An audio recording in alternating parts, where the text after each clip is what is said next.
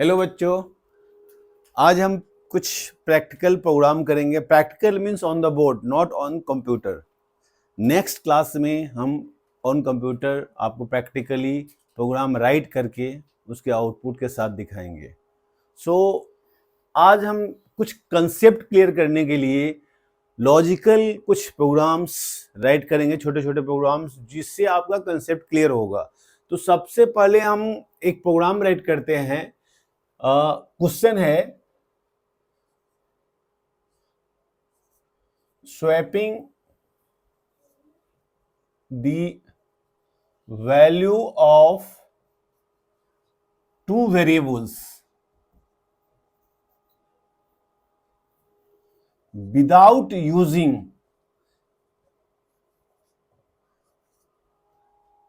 third.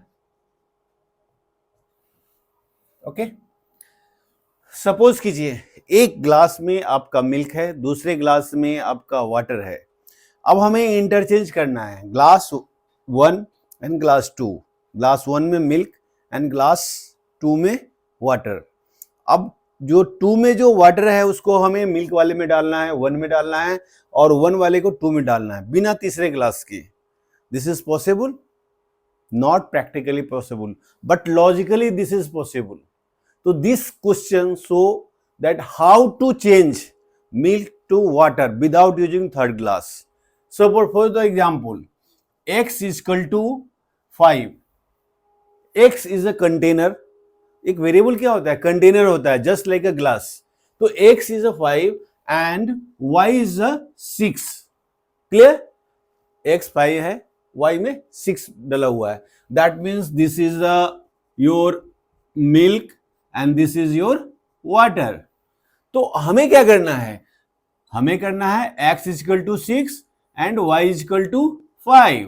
That means x में water and y में milk. Change हो गया विदाउट, ये तो हमने ऐसे लिखकर चेंज कर दिया, बट लॉजिकली कैसे करेंगे? तो उसके लिए हम एक प्रोग्राम आपको बताते हैं। देखिए, सबसे पहले हमारा लॉजिक क्लियर होना चाहिए, ये होगा कैसे। तो इसी के एग्जाम्पल लेते हैं।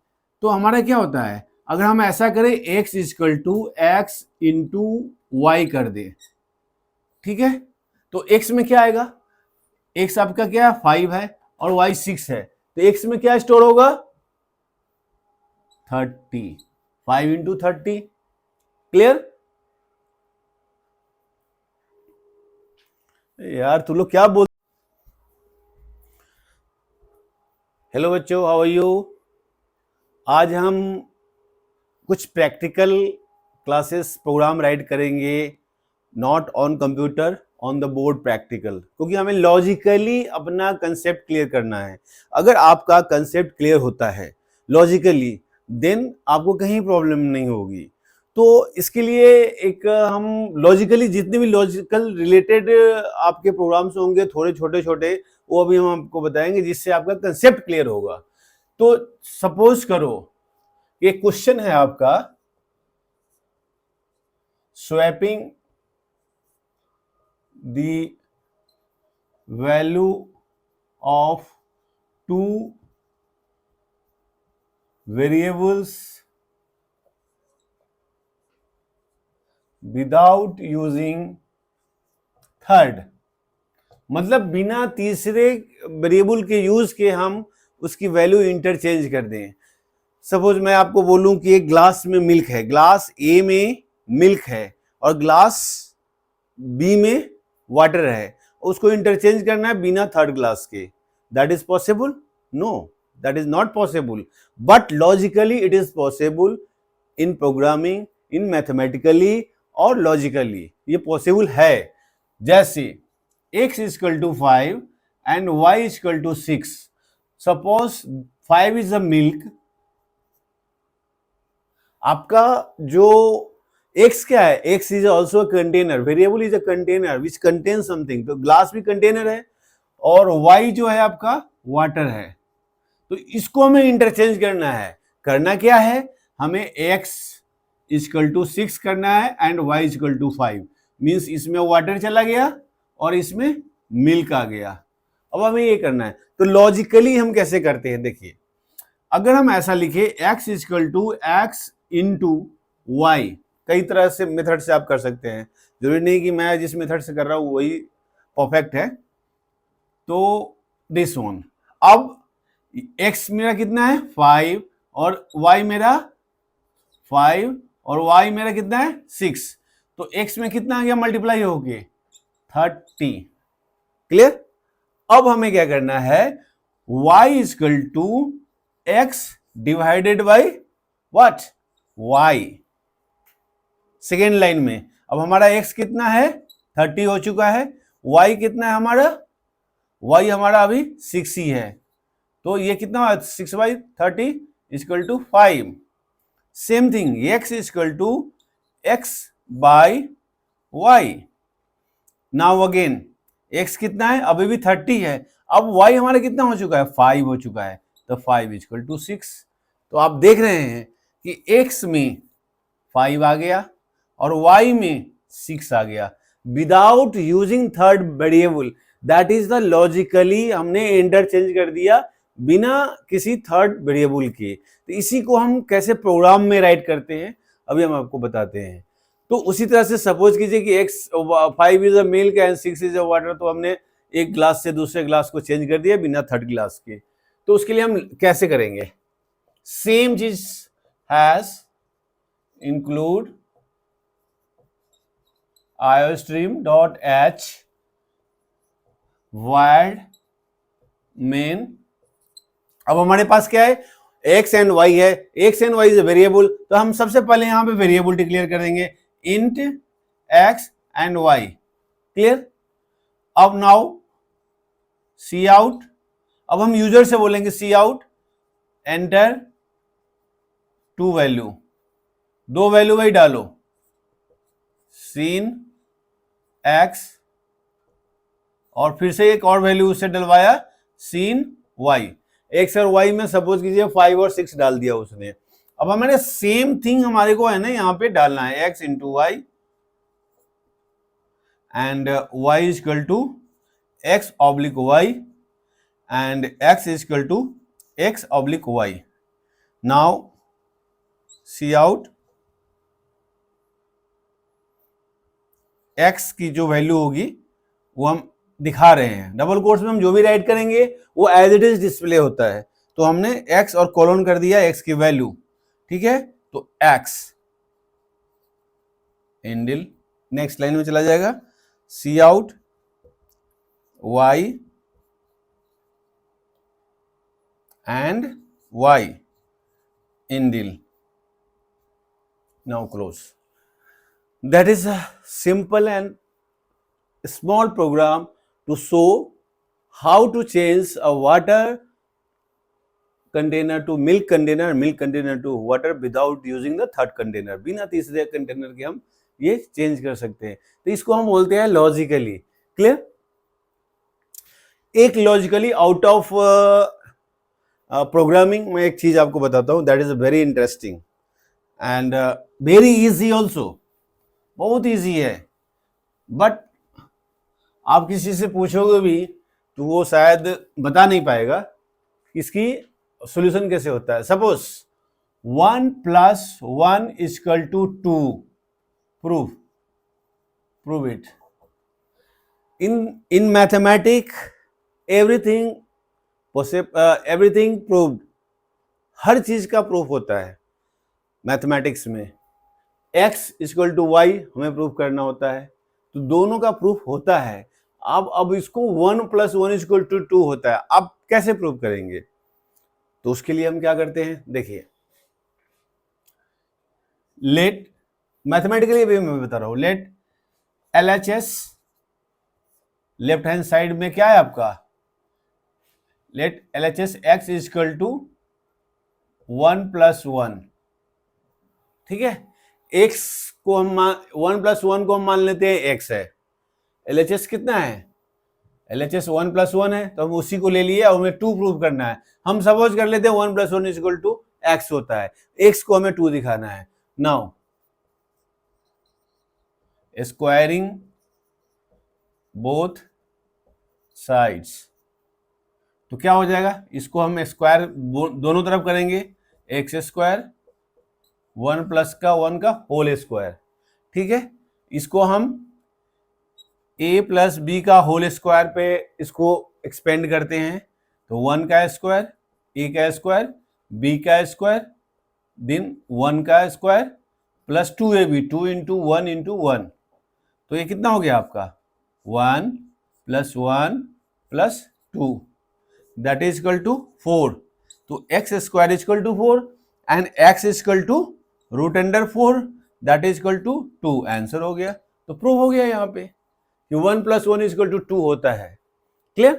तो इस तरह से लॉजिकली मैंने ये आउट ऑफ प्रोग्रामिंग इसलिए बताया कि आपको लॉजिकली किस तरह से आप कर सकते हो।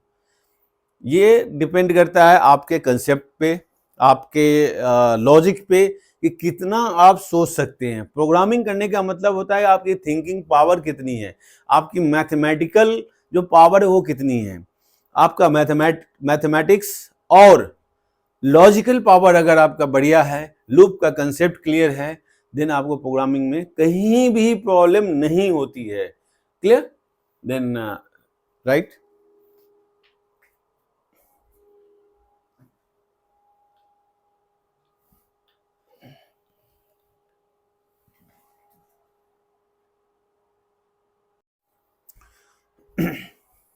Now some functions which is used for and very used for finding the length and concatenate, जोड़ना, वो हम अभी यूज करेंगे। जैसे किसी भी स्ट्रिंग का लेंथ हमें जानना है, कितना लेंथ है उसका, तो हम उसके लिए एक तो हम विद फंक्शन यूज करेंगे, एक विदाउट फंक्शन। एक तो C++ हमें फंक्शन प्रोवाइड करती है कि हम फाइंड कर सके किसी का लेंथ कितना है। Length means how many characters in that word. तो सपोज कि एक है, आपको कल मैंने बताया था strlen अ फंक्शन, ठीक है, it returns the length of a string that passed as parameters. अब नाउ यहां पे क्या हम देख रहे हैं कि दो चीजें आपके लिए इंपॉर्टेंट है इस फंक्शन में हमने लिखा है। एक है रिटर्न्स वर्ड और दूसरा है हमारा पैरामीटर्स। एक तो रिटर्न करता है, दूसरा हम पास करते हैं, उसमें डालते हैं। तो होता क्या है कि रिटर्न्स मीन्स हुआ कि a function return sometime instead of wide. अगर हम लेते हैं वाइड की जगह पे, जब ये फंक्शन डिक्लेयर किया गया होगा हेडर फाइल में, इसका हेडर फाइल जो होगा वो होगा स्ट्रिंग string.h। ये आप करेंगे इंक्लूड, करते हैं ना हैश इंक्लूड, तो इसमें आप string.h को यूज करेंगे। उसमें डिफिनेशंस जो लिखा गया है, तो इसका जो रिटर्न टाइप है इंट strlen फंक्शन का नाम है। लाइक इस तरह से कुछ लिखा गया है, int strlen function and this, इसके अंदर कैर कुछ पास किया गया है दिस। तो जहां भी इंट है फंक्शन के आगे, that means it return something after calculating executing the statement. तो ये क्या करता है, हमारा रिटर्न करता है, इसलिए हमने रिटर्न लिखा है। ठीक है।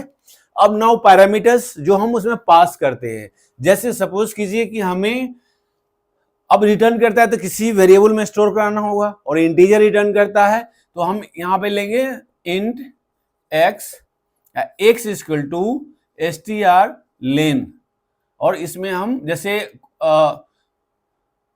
कोई स्ट्रिंग पास करा देते, str1 एक स्ट्रिंग का वेरिएबल है जिसमें हमने कुछ स्टोर कर रखा है, तो इसका लेंथ डालेगा। वेयर str1 में जो है, मान लो कि दिल्ली डाला हुआ है, तो इस x में क्या आ जाएगा 1 2 3 4 5 आ जाएगा। मतलब str1 का लेंथ कितना है 5 है। क्लियर? str लेंथ का 5 लेंथ है बिकॉज 5 कैरेक्टर्स है इसमें। तो इस तरह से हम रेडीमेड फंक्शंस हैं। उसी तरह से पहले हम इसके लिए छोटा सा प्रोग्राम राइट करते हैं. Clear?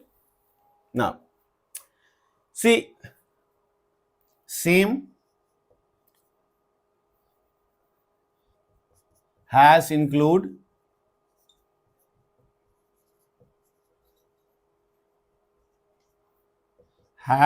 include conio same has include string.h because हम यहाँ पे strlen फंक्शन यूज करने जा रहे हैं, इसलिए हम यहाँ पे string.h का यूज किया. void main int len एक फंक्शन यूज कर लिया, सॉरी वेरिएबल डिक्लेयर किया जिसमें हम 0 डाल दिया उसका लेंथ काउंट करने के लिए. और हमने यहाँ पे कैर str1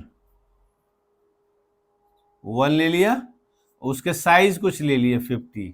अरे जो मैं बता भी रहा हूं कि आपको नेक्स्ट क्लास में मैं इसके बारे में बताऊंगा.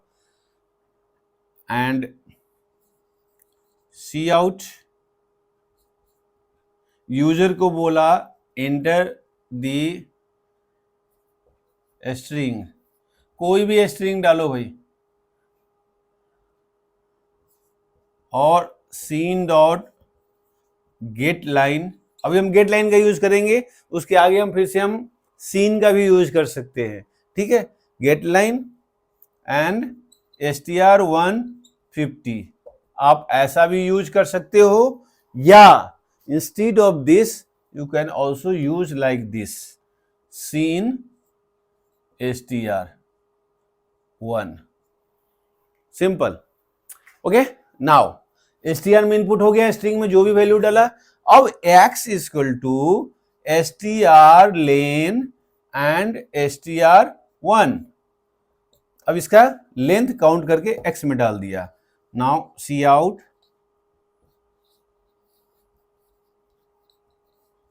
Length of string, sorry not x, l lane and indel. अब यहां पे क्या आया आपका, उसमें लेंथ डल गया और दिखा दिया. Now close. So this is a simple program how to find the length of the string with the using of strlen function. तो हम ये फंक्शन के थ्रू किए, आगे जब हम array पढ़ेंगे तो हम विदाउट यूजिंग फंक्शन भी करेंगे कि किस तरह से हम लेंथ किसी भी स्ट्रिंग का निकालते हैं. Clear? Now right.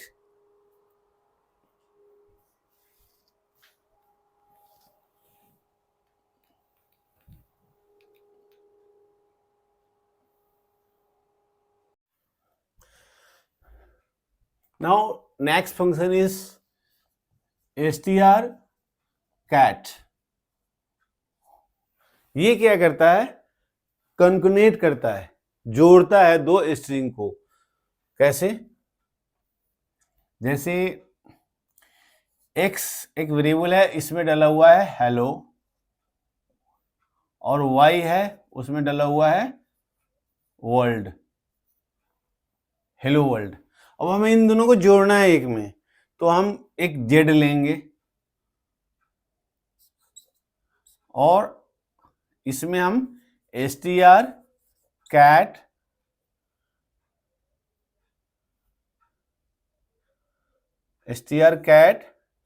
x and y, sorry